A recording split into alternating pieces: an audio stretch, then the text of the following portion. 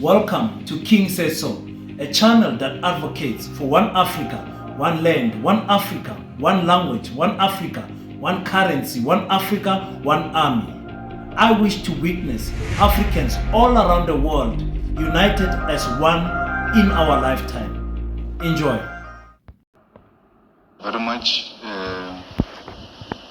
Well, we are looking very good in KZN in terms of the potential to take over this province. All the research shows that the ANC will not get anything beyond 25% in KwaZulu-Natal. And therefore, to talk about the ANC as a party that will be governing KZN will be actually be a denial. So we must start accepting that the ANC is gone in KZN. Apart from whatever that the EFF is doing, the ANC is just self-destructive and is led by a very childish leadership in KZN.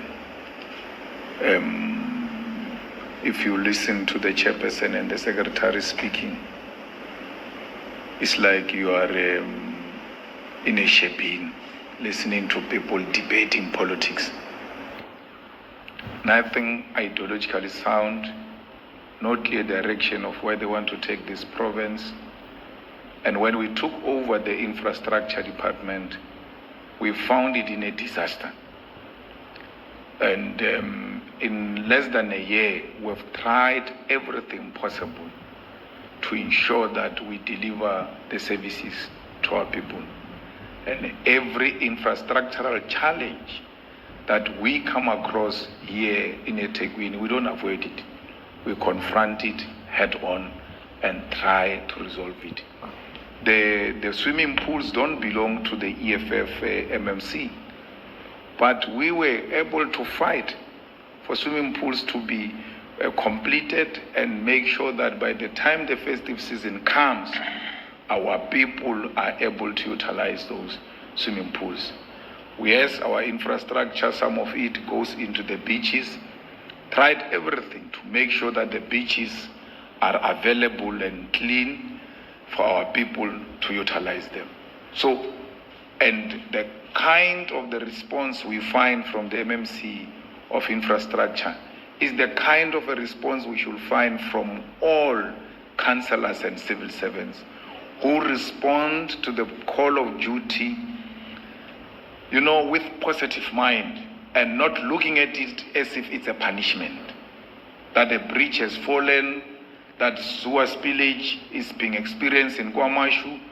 You don't say, no, call the call-free number. And no, the councillors themselves stand up to go there and ensure that those matters are attended to. It's the same style everywhere else where the EFF is in government. You go to Ekurhuleni, you experience the same thing. You go to Johannesburg, you experience the same thing. You go to Nelson Mandela, experience the same thing. So we are a people's government. We are driven by the service delivery and the demands of our people. I don't know what is multi-party charter. Is that thing of the DA and the multi-party charter? The Oppenheimer party. Yeah. So we have nothing to do with Oppenheimers. We have nothing to do with Oppenheimer. There is a party here called Rise, with posters everywhere. You guys must ask those guys who's funding them, because we've got it on good authority that they are foreign funded. There's a foreign country that gives them money. So there is a country that is forming a party in our country to undermine our sovereignty. You ask everybody about the money, about everything. You never ask Rise, South Africa, where they get the money from. Where do they get the money from? I mean, a person just comes from being a failed editor of a newspaper, and then he forms a party, and the next thing is every corner, including in Guyana. That's a problem. It's a big problem, which the media is not paying attention to. So, those things of posters are very expensive. Typical. Can I wait? One poster TG. Yeah, correct board is 45 rand. So, to print 1 million will mean how many? 45 million. 1 million correct boards. So we just have to ask that guy of Rise Africa, how many boards have you printed? Then you'll have an idea how much this guy has spent. So we go to FNB, we have a rally, we do all of that. Then there is a noise about where do they get the money from and all of that. And we tell you, the IEC, by mistake, it was bailing the ANC out. Then it gave us money. IEC, how much? 37 million. Gave us 37 million. What's about? The money just came, man. Unexpectedly. Hey, we pulled a beautiful show with their money. And then they go around asking, where did they get the money? But they gave us the money. They thought they were giving the ANC a bailout. They gave us the money, then they said that's the money for elections in July. Now we're going to elections now in May. They don't give us money. So you can see the money was not for elections. It was the money to bail out the new leadership of the ANC that was elected in December, which came into an organization with a debt, and then went to mobilize the Minister of Finance to make some allocation so that the ANC can be bailed out. That's where the question that was actually raised as to how did Gwen resolve the problem of salaries of the ANC in less than a year, when it took Paul Mashatile 5 years to resolve salaries. It was that, imagine if the EFF got 37 million, how much did the ANC get? And then she used that money to resolve the crisis of salaries in the ANC. So she has no capacity. It's not about capacity. It's about conspiring to use the state resources to rescue the collapsing, failing ruling party. President Zuma has got a right to vote for any party he wishes to vote for. And we can't interfere with his right.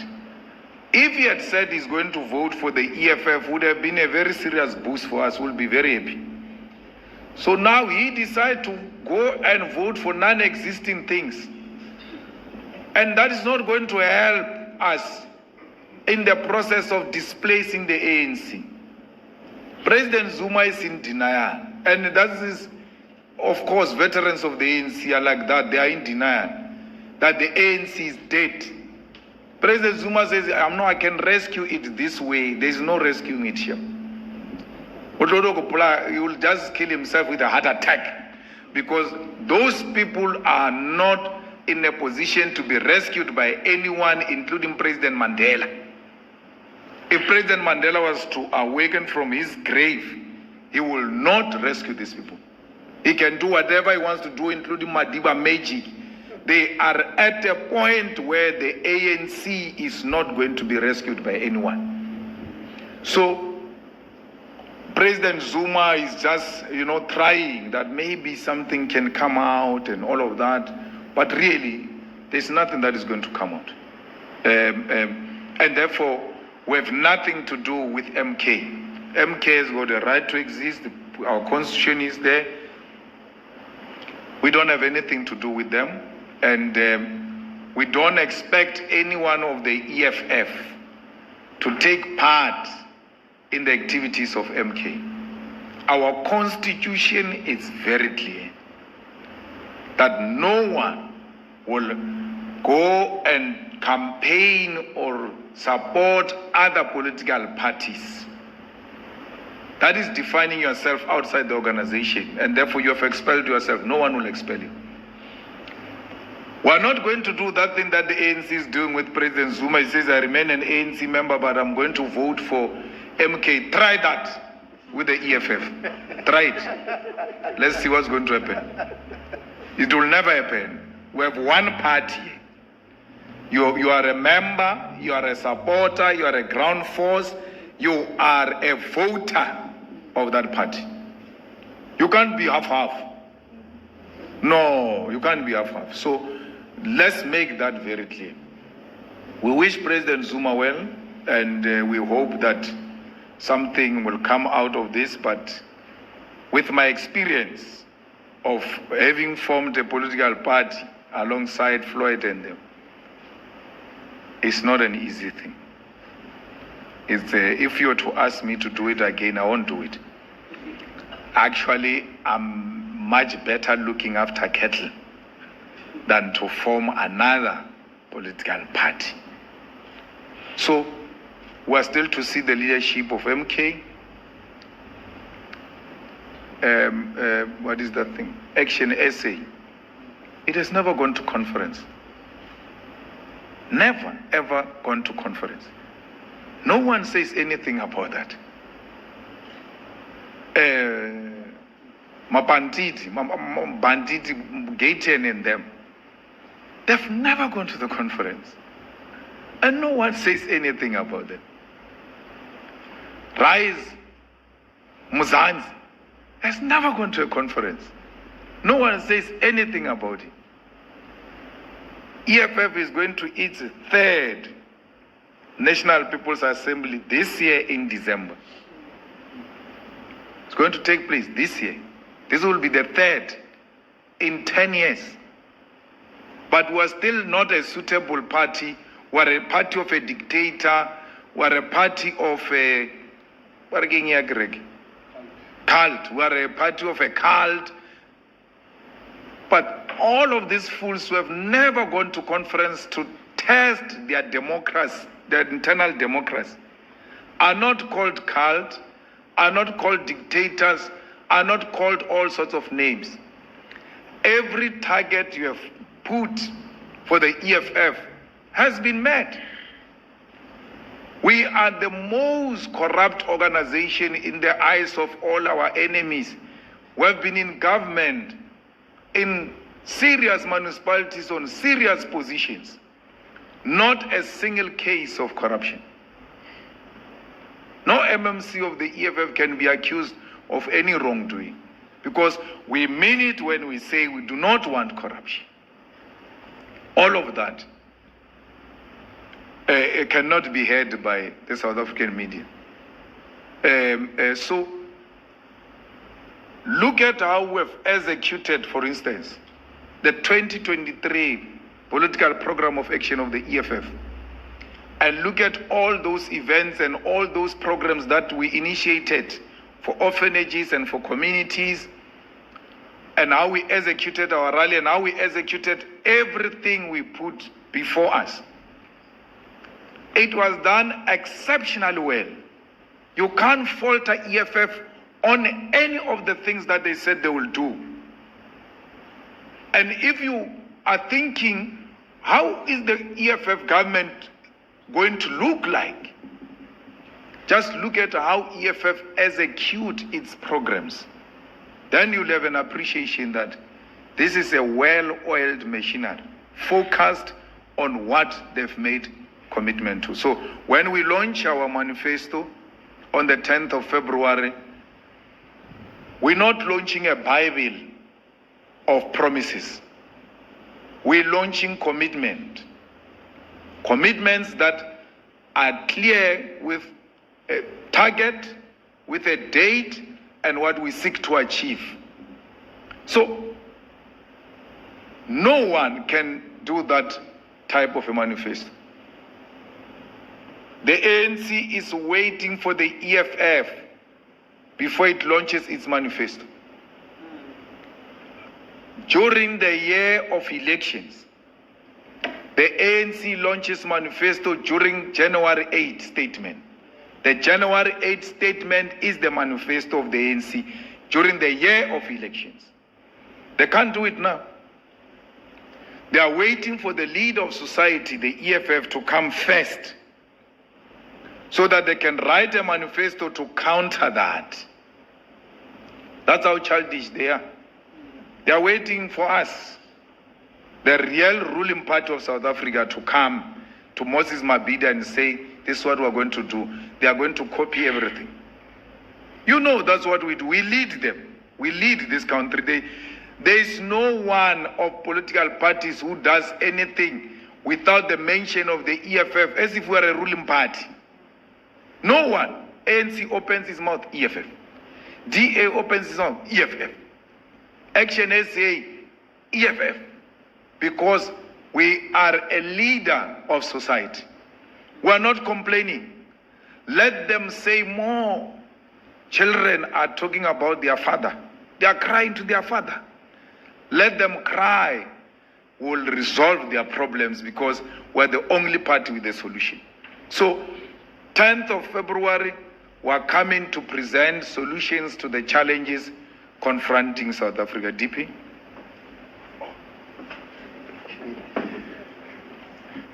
No, thanks, President. I thought we had covered the issues in terms of human settlement and infrastructure, but just to highlight something that in context will be very important, that when we took the responsibility of human settlement and infrastructure portfolio as chair in a eThekwini municipality, we had to deal with the backlog of the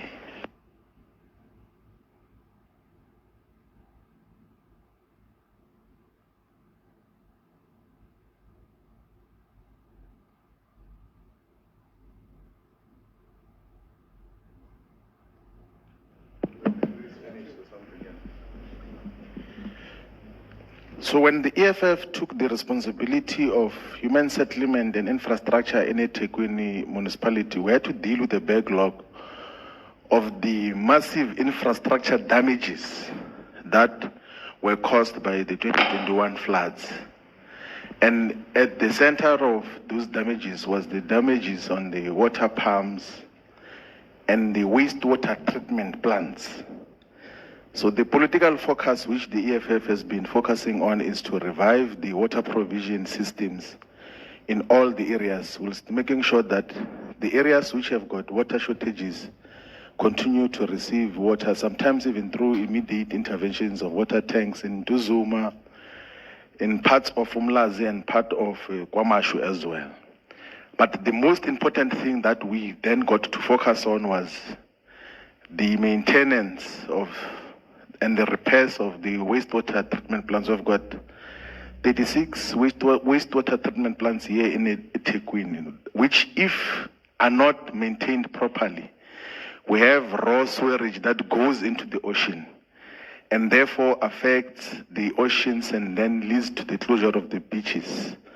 Side that we then suffer in terms of tourism. But we can report now, President, that for the 2023 festive season, of the 23 swimming beaches of eThekwini, 20 were open.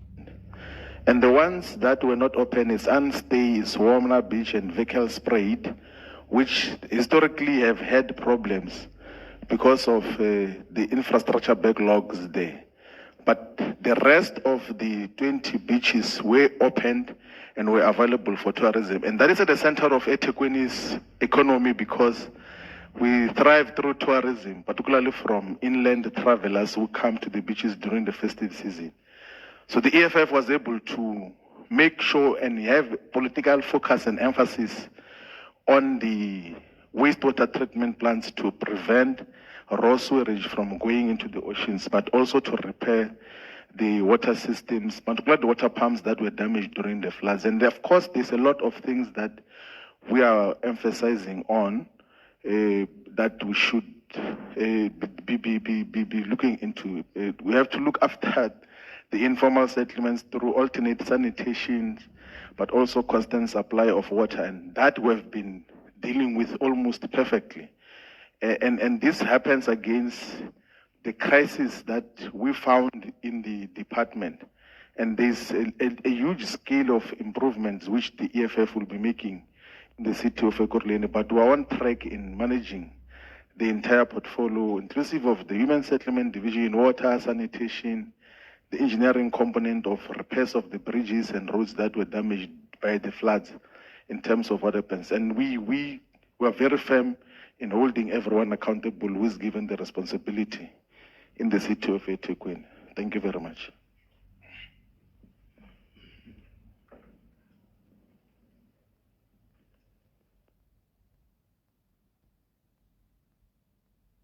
Thank you very much, President and TP. We'll take the last and final round of hands for those who still have something to say. You'll be number 1, you'll be number 2, you'll be number 3. I noted that hand. You'll be number 4. You'll be number 4. Gone. Number 1.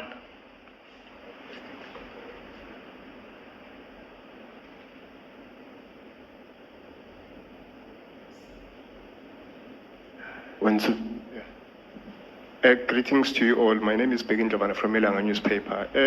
Could you perhaps tell us about the decision to hold this event in KZN? Are there any specific reasons that made you to decide that this province is suitable to hold this event? And also, I want to check, after that speech by Ngizwe Mkhunu, we've noticed that he apologized. How are you feeling about that apology that he made? Thank you.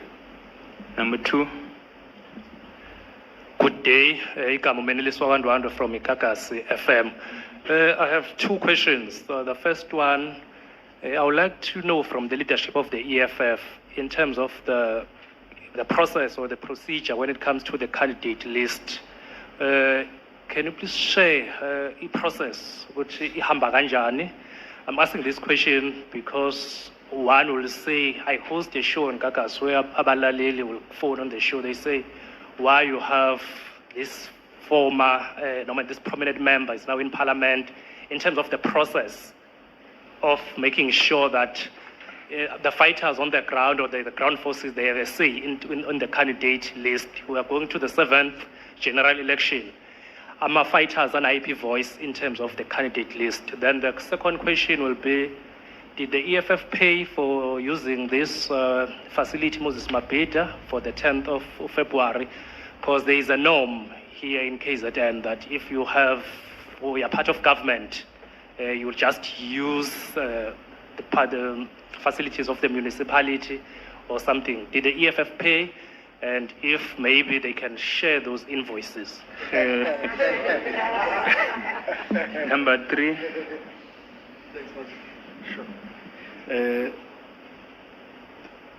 I'm going to question the CIC with regards to some of the pandemics that are still facing the province, and one of them is the killing of traditional leadership. I've noticed how your party is very fond of traditional leaders.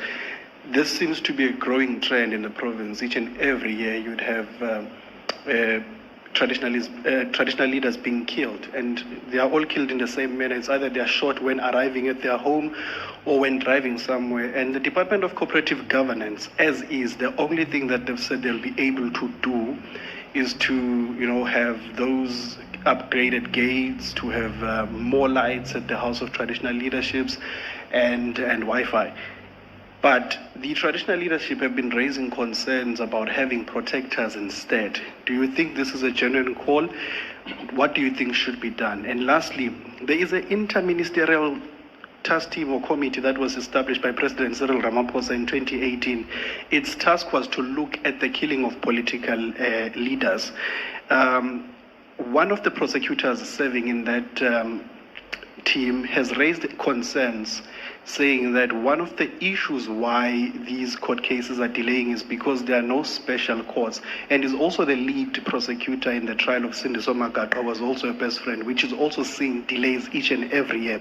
And Late last year, Cindy Somaga's mother was also attacked in a home. I'm not sure if the leadership is aware. Held at gunpoint. She says people perused through the things at her home, asking questions, and they told them that they will be back. This is according to Ulwazi Magaqa, the brother of Cindy's. It seems this keeps on going on, this thing of threatening politicians and their families. In your best opinion, CIC, what do you think should be done? We saw in 2019 the EFF led a very big march against the killing of politicians, but shortly after that, it seems this thing is on the rise again. What should be done in your best opinion? Thank you. Thank you very much. Number 4. Thanks very much once again. I appreciated the response from the CIC regarding my first question. Maybe on the last one, I'm looking at the response, and even with the reiteration of the DP, I'm quite grateful of how he narrated the facts into about how they've actually taken the infrastructure through the progress. I know we've had our president around the KZN. If I say that our president, I mean of the country, obviously, who was going around, calculating the gradient, and the EFF was, very swift at that. So the next is diving into the CIC's calculations or proclamations of the ANC not exceeding the 25%. Then we have these Rupert's things, the MPCs also estimating themselves at 36%. So if I do my maths, it is visible that we perhaps, as the EFF, are requiring 39%, or at least 40%, to actually have an outright win of the elections in KZN, which will give us an outright rule, even though we don't still reach the 51%. Now, my question is, how certain and confident are we that we are getting to that 40%? Thank you.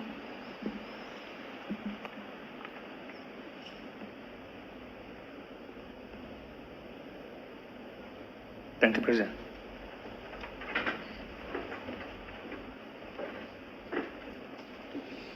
Thank you very much.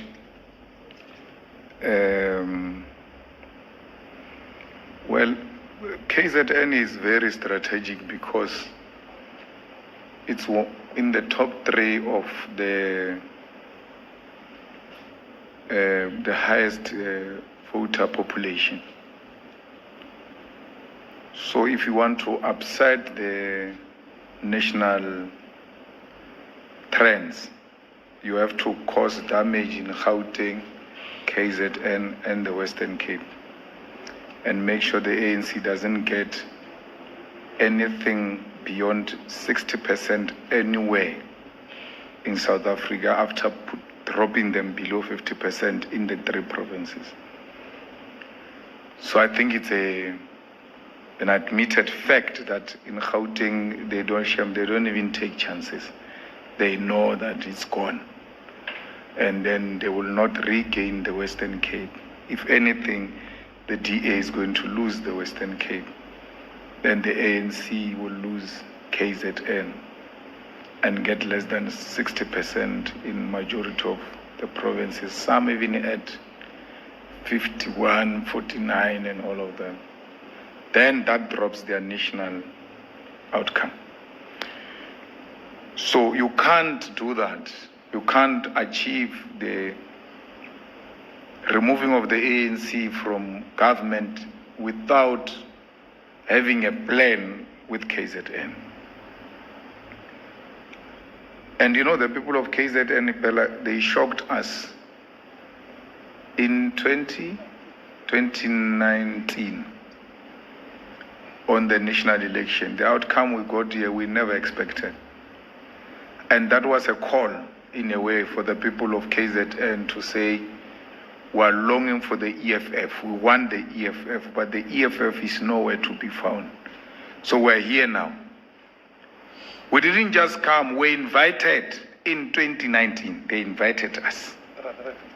350,000 votes, unexpected. Sihlele nje. Afika ama vote. So how do you get 350,000 votes without doing serious work and not go back there where there is potential? So we're here now, and it's going to be very difficult for the ruling party and for the IFP.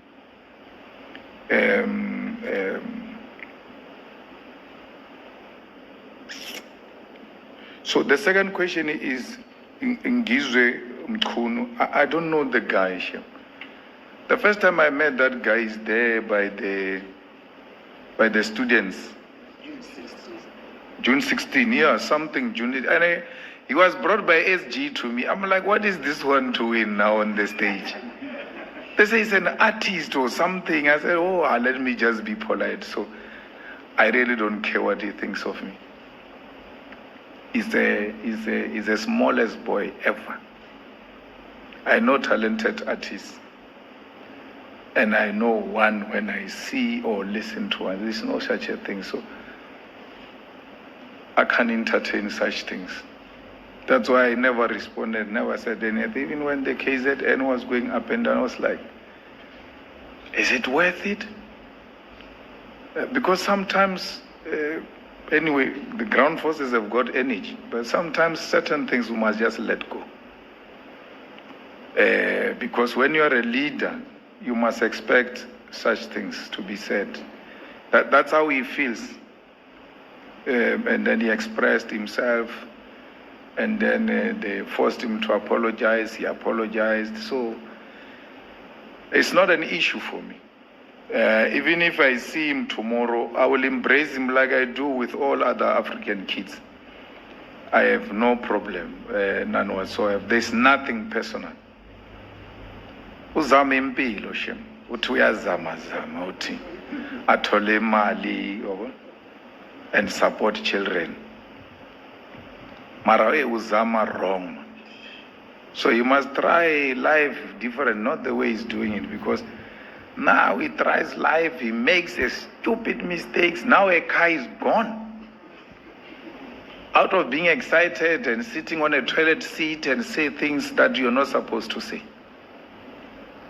on camera. Look at how much that has costed him.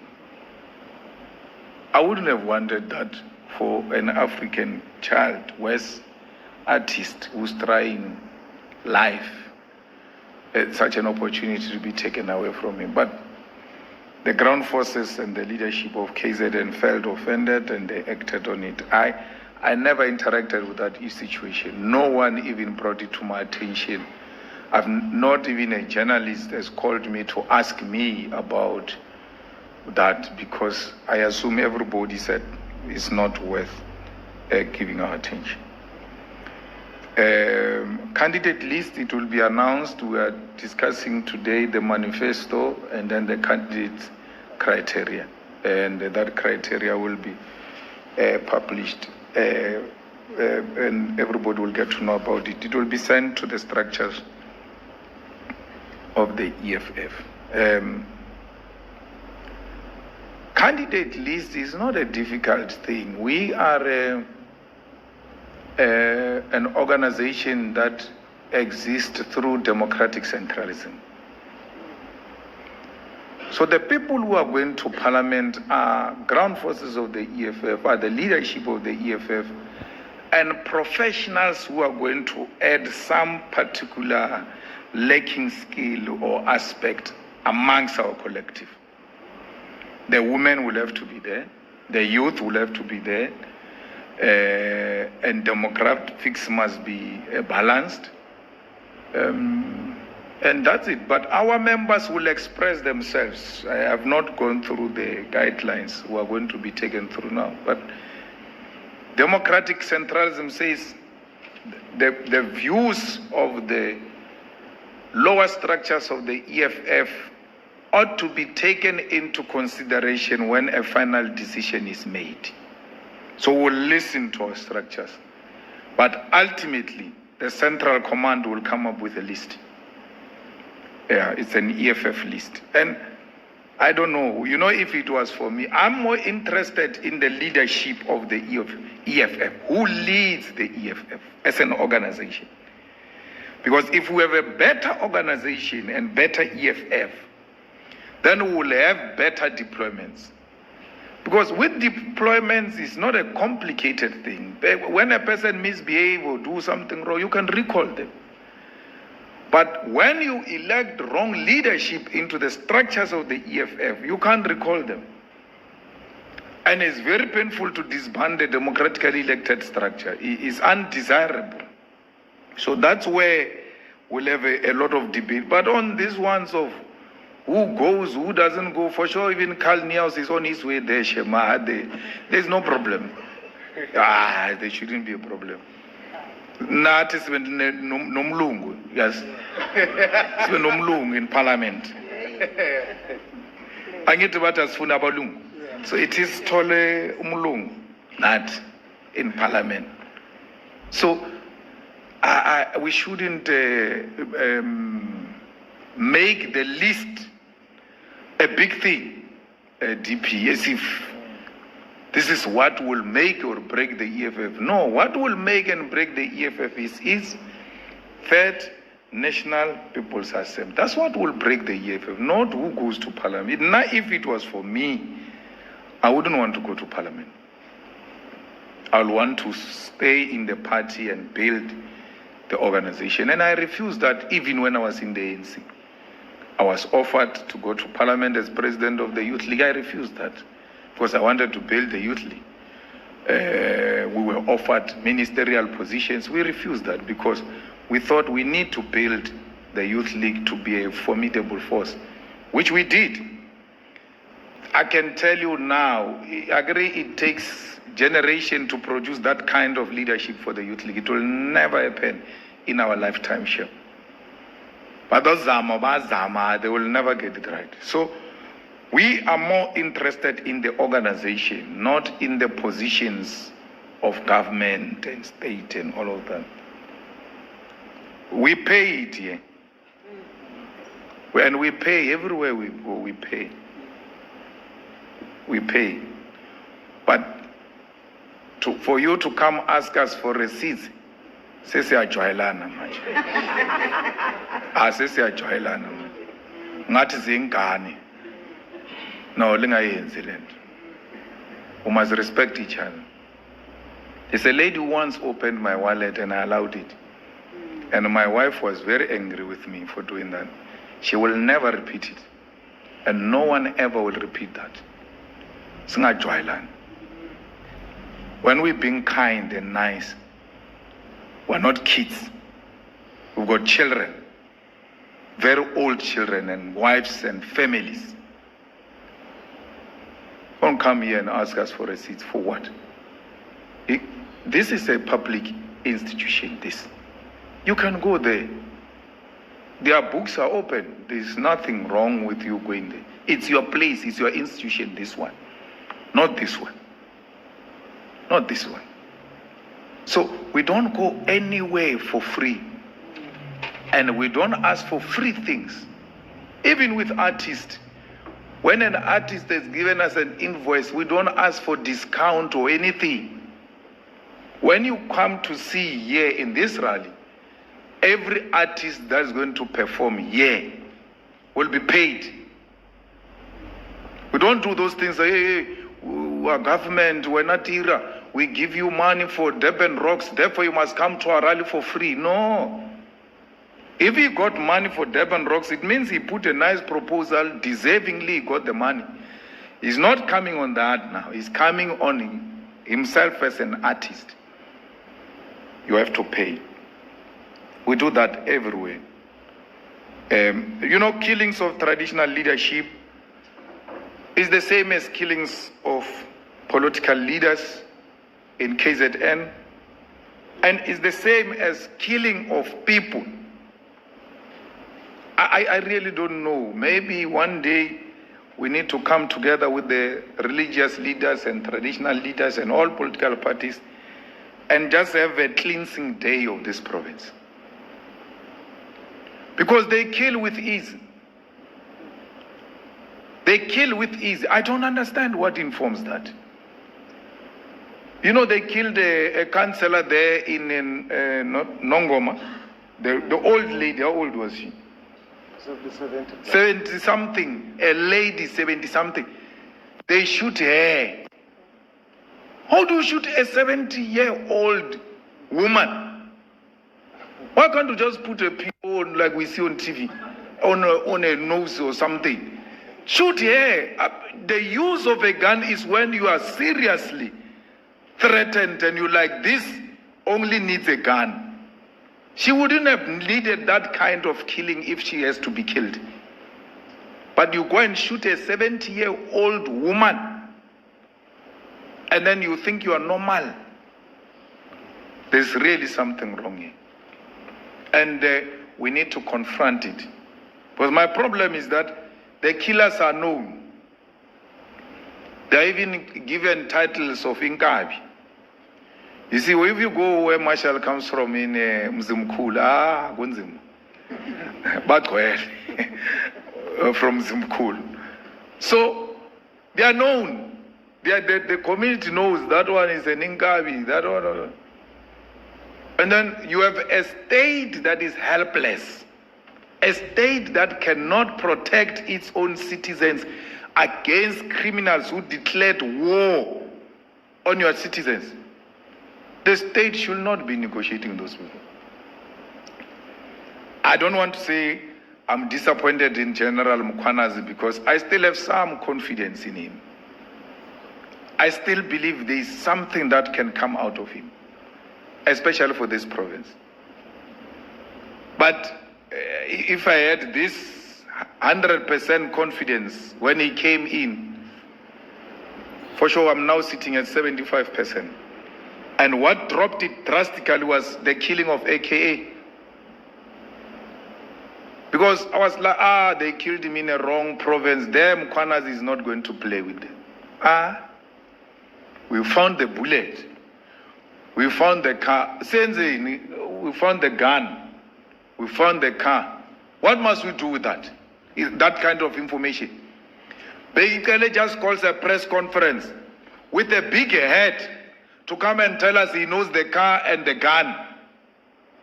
We're not interested in that. We are interested on that boy who pulled a trigger in front of a camera, killing a high-profile person. A high-profile person get killed in front of a camera. The whole world watching. Till today, we have not arrested those people. Even if there are people in our corners and all, we must tell them, Rai, my brother, no, this one, here you are going to embarrass all of us here. We have to be seen doing something, man.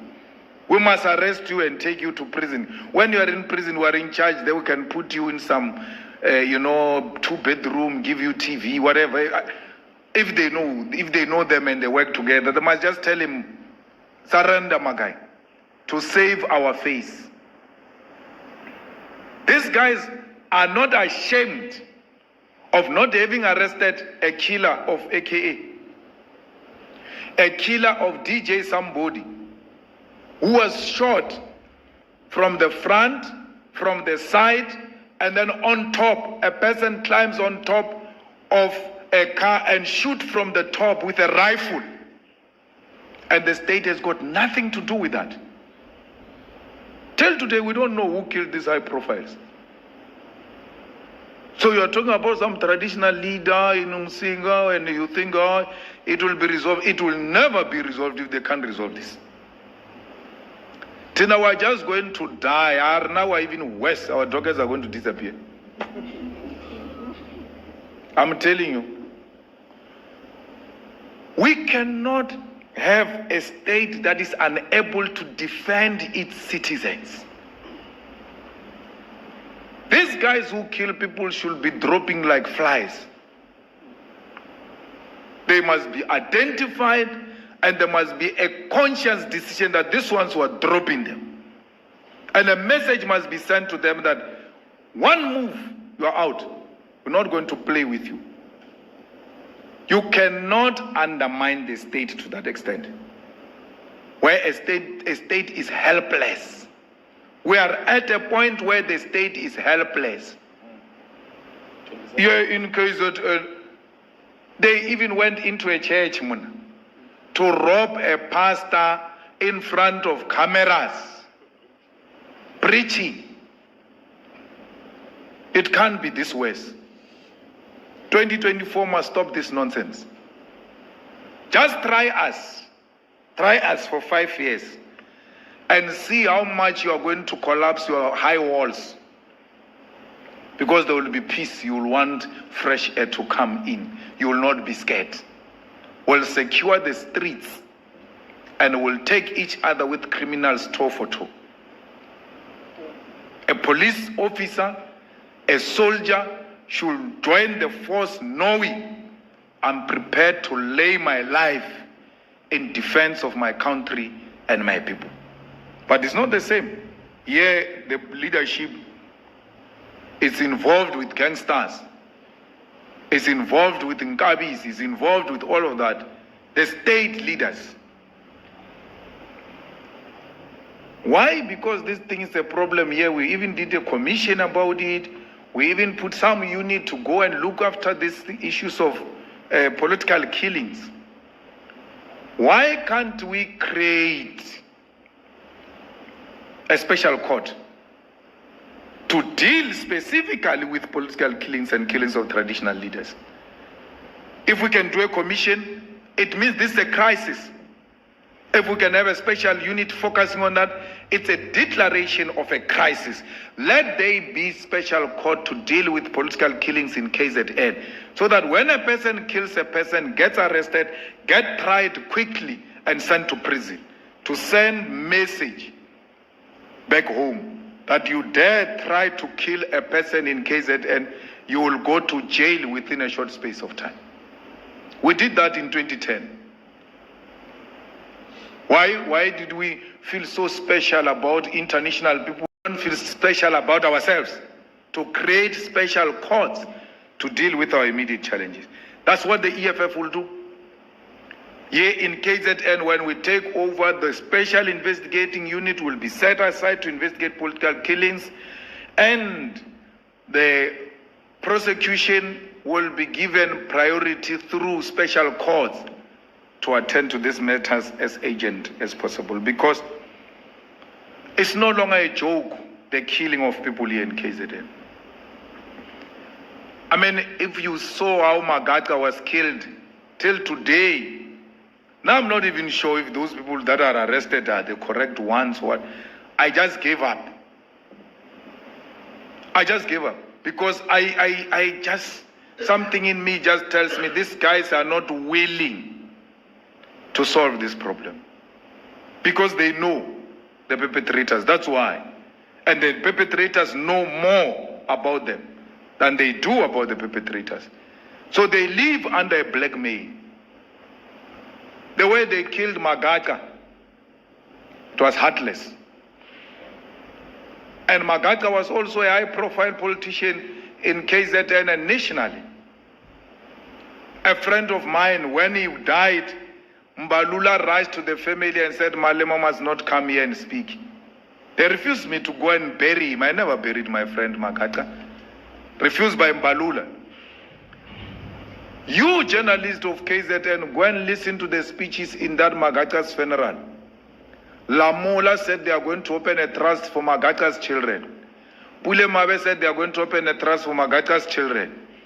All of those children, that those people who denied me to come and bury a friend, all of them are doing nothing for those kids. Those kids are on my shoulders. I never took a platform. I never took a speech and said, I'll look after Magatka's. You know, I'm doing it genuinely out of my own volition. Because I know Magatka would have wanted me to be at his funeral. He would have been at my funeral had I passed on before him. But political opportunism took over, hijacked his funeral, never found the killers, and never followed any of the things they said. So I said to my wife, and it's in my will, this thing, The program who's going to speak is there. Those who are not wanted is there. Even some relatives are there on the list. They must not come. And I said to her, it's in the will. No one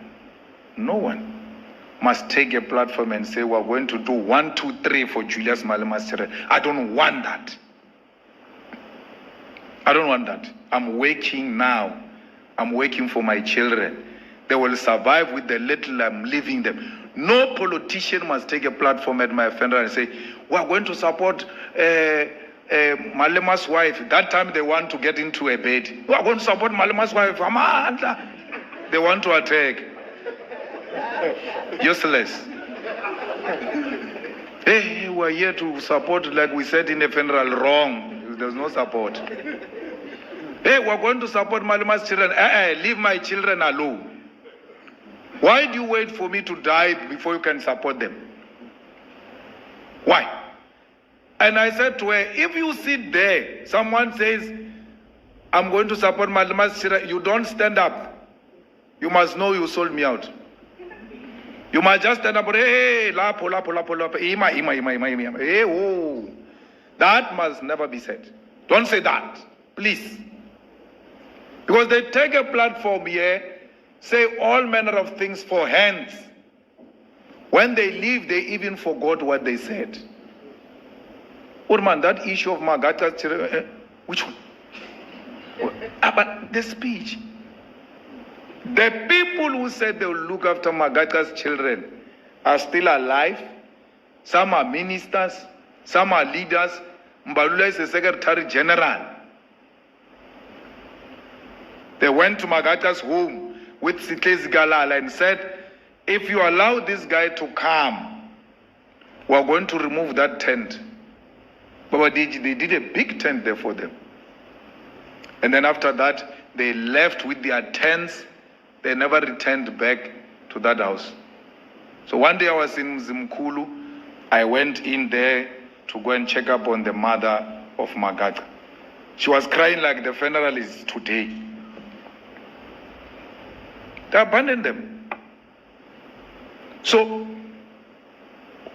we will never abandon Magata's children because he was a comrade of ours. He was not a member of the EFF, but he was a comrade of ours even when he was in the ANC. We had that brotherhood.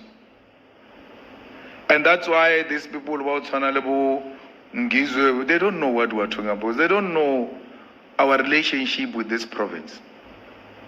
They don't know it. That we don't have to be Zulus to be leaders of this province. We led this province when we were young. This is our home.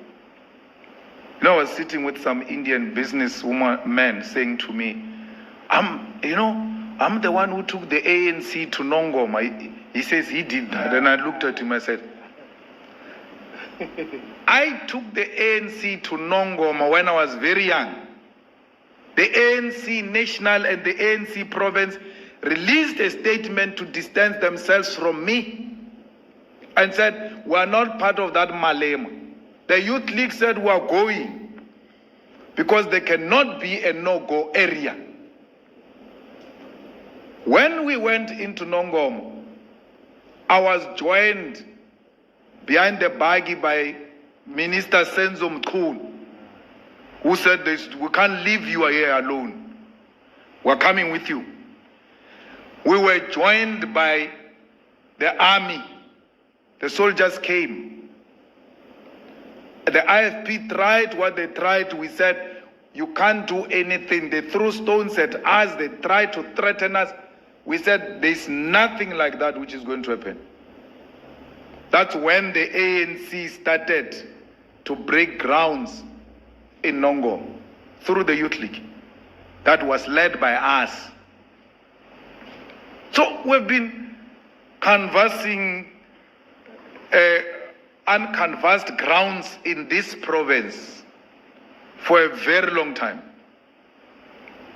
What was that comrade who died? Wandile Mkhize. Those are the comrades we're working with here in KwaZulu-Natal. including the former chairperson here of the ANC, is Mkhunu also, the one who died. John Mkhunu. We worked with John Mkhunu.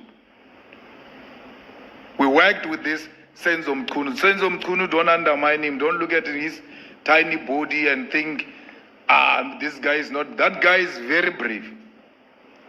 Even behind the buggy when we're entering Nongoma, the kind of things that were on his body, I don't want to talk about them.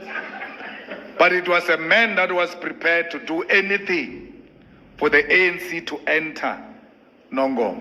He's not a very talkative leader and all of that, but very brave, intelligent leader that this province has produced, a dignified someone. So all I'm saying is that we will never ever give up on this province. It's our province. And we're not visitors here. My favorite holiday destination is Durban, not Cape Town. That water in Cape Town is not nice. So Floyd can go that side. I'm here. So, comrades, I think those are the issues. The confidence is at another level about KZN. We're excited. We're happy to be here. We've arrived today. We're going to leave on the 11th of February. So whatever we're doing nationally will be coming from here to wherever we're going and coming back here. So and this stadium will be full to capacity. I can tell you that now. We're not a Mickey Mouse organization. They will be saying we brought foreigners and Nigerians and what, because every time we defeat them, they say we brought foreigners. So I don't know if we've got 56,000 foreigners who are going to fill up this stadium. This stadium is going to be filled up by our people, by EFF people who will not enter a bus if they are not registered to vote, who will not enter this stadium if they are not registered to vote. We have no business with people who are not registered to vote. Even Sizofunda Ngenkani, every child who's going to come to the EFF student command table to ask for an assistance, you must first present your ID number to check if you are registered to vote. We register you first to vote. If you are not registered to vote, then we help you to enter the university. A lot of students are not registered. A lot of students are not registered. When we were campaigning now in PE, Nelson Mandela University, the EFF got more than 8,000 votes during SRC elections.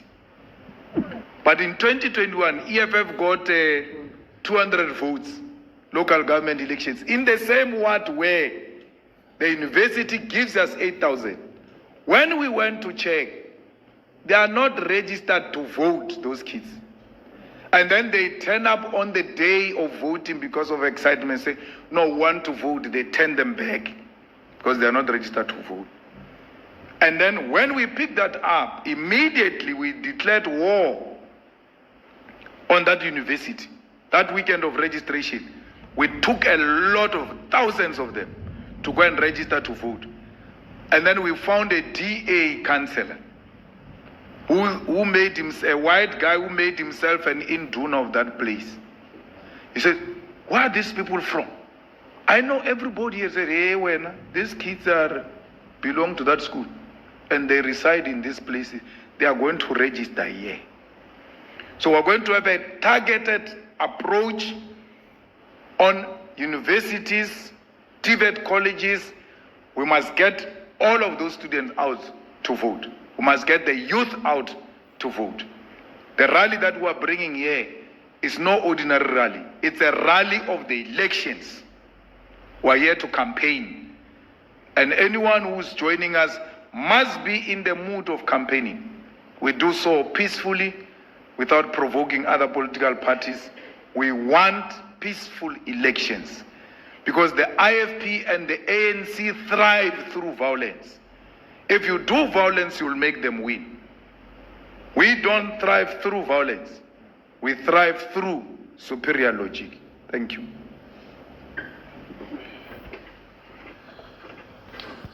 Thank you very much, Commander-in-Chief and President of the EFF. That concludes the press conference of the Economic Freedom Fighters. Thank you very much, President.